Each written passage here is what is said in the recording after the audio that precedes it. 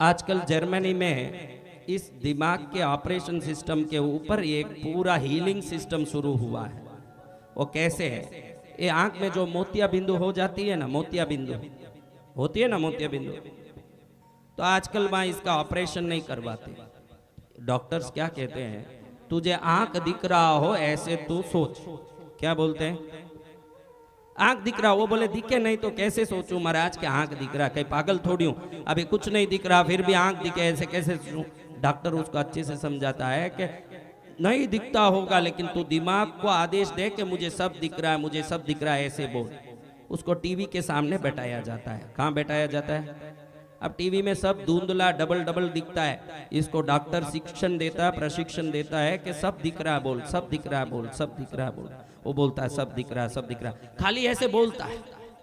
घड़ी घड़ी ऐसे बोलने से ये रिपीटेड सेंटेंस अवचेतन मन में जाके प्रवेश करता है, सबकॉन्शियस माइंड में प्रवेश करता है। अब ये कंटिन्यू ऐसे बोलता है मुझे सब दिखता है, मेरा सब अच्छा, मुझे सब अच्छा। डॉक्टर ने सिखाया है। कभी कभी मन में आता है अरे नहीं दिख रहा, फिर भी दिखता है बोलता हूं तो डॉक्टर बोलता है कि तू मन को बोल के मुझे दिख रहा है, तू बीच में मत आ, ऐसे बोल।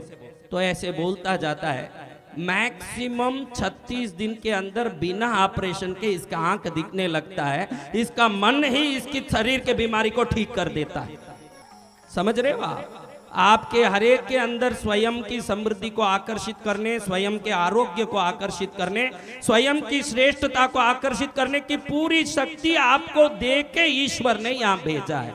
लेकिन आप भिखारी टाइप में घूमते रहते हो कि मेरा ये काम नहीं हो रहा है ना, मेरे को ये तकलीफ है ना, वो परेशानी। देखो कोई भी अच्छा पैसा वाला बाप हो, अंबानी को ले लीजिए, उदाहरण के लिए बोलता हूँ कि अंबानी को ले लीजिए। अब उसका बेटा अमेरिका जा रहा है, अंबानी का बेटा खाली भेजेगा? कैसे भेजेगा बोलो बहनों? उसको वहां ठहरने के होटल की व्यवस्था, वहां का खर्चे का खर्चा और लैविशली यानी लग्जूरियसली जो जो चाहिए सब देख के भेजेगा कि खाली भेजेगा? महाराज बोलो। बोलता रे बेटा बोलना, मेरे साथ बोलोगे तो संसार में किसी के सामने बोलने की नौबत नहीं आएगी, मजा लोगे। या नहीं बोलोगे कहां जाके? गलियों में देख के भेजेगा ना। समझो एक अंबानी का बेटा कहीं जा रहा है तो उसका बाप भी उसको खाली नहीं भेजेगा, पूरा उसको शक्ति, ताकत, समृद्धि सब दे के भेजेगा। तो आपका बाप जो धरती में आपको भेजा है वो क्या आपको खाली भेजा होगा? थोड़ा सोचो, अच्छे से सोचो। आप कहाँ भिखारी बन के घूम रहे हो कि मेरे को ये तकलीफ है, मेरा कोई नहीं सुन रहा है न वो है। आपका बाप तो पूरा पैकेज के साथ भेजा हुआ है आपको।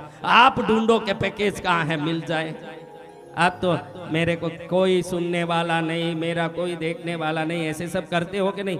मेरी बात ही कोई नहीं सुनता है, मेरे तो कुछ नहीं। ईश्वर जो भेजा है वो है आपका बाप। उसको बाप मान लोगे तो सर्वशक्तिमान को जिसने बाप माना तो वो बेटा कैसा होगा, बेटे को अपने आप मालूम पड़ जाएगा कि मैं कौन हूं। हम ये गलियों के बेटे बनते हैं तभी तो दुख के उत्पत्ति है। हाँ, आप स्वयं को दुखी महसूस करते हो कि ताकतवान महसूस करते हो? आप ही बताओ महाराज, बताओ।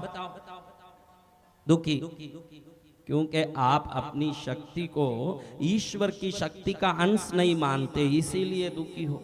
और हम सब ऐसे सीना तान के बैठे हैं तो इसका एक ही कारण है, ये जो मेरे में रोब दिख रहा है न रुआब दिख रहा है, ये कोई कहीं से पकड़ा हुआ नहीं है। ईश्वर का बेटा हूं इतना ही मैंने मान लिया, तुरंत रोब और रुआब आ गया मेरे। आप में इतना ही मानना जरूरी है कि मैं भगवान का बेटा हूं, तुरंत आप में रोब और रुआब आ जाएगा, उसी समय आ जाएगा। अभी आप ही सोचो, एक मिनट सोचो, आप इतना ही सोचो कि मैं नरेंद्र मोदी का बेटा हूं, ऐसे सोचो, ऐसे सोचो। अब क्या आता है देखो, अरे नरेंद्र मोदी का बेटा, ऐसे बोलते ही मन में रुआब आ रहा है। मैं दुनिया बनाने वाले का बेटा हूं, ऐसे सोच के देखो क्या नहीं आता है। समझ रहे हो बात? इसलिए बने रहो ईश्वर के बेटे। संसार के पचड़ों को अपना मत मानो, प्रभु को अपना मानोगे तो संसार बिना माने ही आपका ही है, क्योंकि वो प्रभु का है। समझ रहे हो ना ये बात? वो बिना माने ही आपका है, उसको मानने क्यों जा रहे हो? तुम बिना माने ही आपका है। जो गाय लेगा उसको बछड़ा भी साथ में ही मिलेगा क्या, कि बछड़ा अलग खरीदना पड़ेगा? बोलो महाराज।